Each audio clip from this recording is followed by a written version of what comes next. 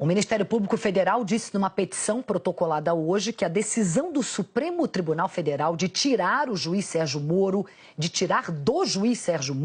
trechos da delação da Odebrecht que envolvem o ex-presidente Lula, é ininteligível e superficial. Eu vou voltar a conversar com a Isabela Camargo, então. Isabela, quais são as informações aí sobre esse assunto? Cris, é um documento de 4 páginas, ele foi assinado pelo procurador Deltan Dallagnol, que é o coordenador da Força Tarefa, e ele foi protocolado nos processos que o ex-presidente Lula responde em Curitiba. O procurador e a Força Tarefa dizem nesse documento que é um documento superficial porque não analisou fatos importantes. Por exemplo, na decisão de ontem, a segunda turma disse que os processos que Lula responde em Curitiba estão na fase embrionária, eles rebatem esse assunto.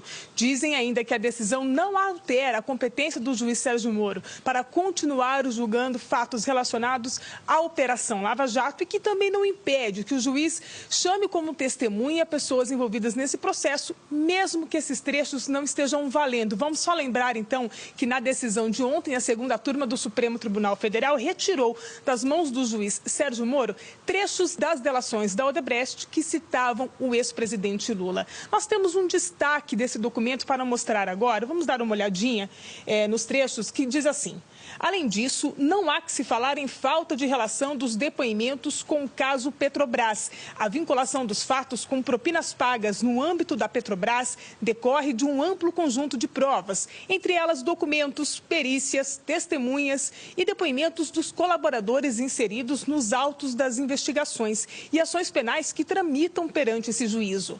Tais provas foram, em grande parte, colhidas muito antes da colaboração da Odebrecht, demonstrando, inclusive, a utilização de valores do setor de operação estruturadas da Odebrecht, que formavam um caixa geral para pagamento de propinas, abastecido com dinheiro proveniente, entre outros, dos crimes de cartel, fraude à licitação e corrupção de diversos contratos do grupo econômico com a Petrobras. Em outro trecho deste documento, o texto diz assim: assim mostra-se inteligível remessa dos depoimentos em questão para outras jurisdições, salvo na hipótese de se querer atentar contra os fatos. Em um outro trecho, do documento, os procuradores ainda afirmam que a própria decisão, neste ponto adequadamente, reconheceu as limitações cognitivas daquela corte no exame da petição número 6.780, de modo que a remessa dos termos a outra jurisdição foi uma decisão superficial, que não tem qualquer repercussão sobre a competência deste douto juízo, por não haver qualquer mudança fática ou revisional da presente ação penal prosseguir em seus regulares termos. Portanto, no documento, os procuradores afirmam que vão continuar investigando os fatos relacionados ao ex-presidente Lula, que, independente dos termos das delações da Odebrecht, dos executivos da Odebrecht, já responde em Curitiba a outros 2 processos. Ele responde pelos crimes de corrupção passiva e lavagem de dinheiro, uma ação em que supostamente ele teria recebido as vantagens da Odebrecht. Todas as testemunhas já foram ouvidas. Acontece neste momento uma perícia em documentos e depois o processo segue para a reta final.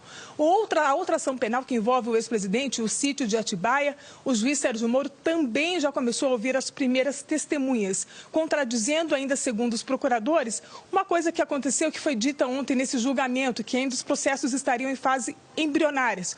Os procuradores dizem que não, que os processos já estão em fase avançada. Cris. Isabela, muito obrigada, viu, mais uma vez pela sua participação aqui no Edição das 4.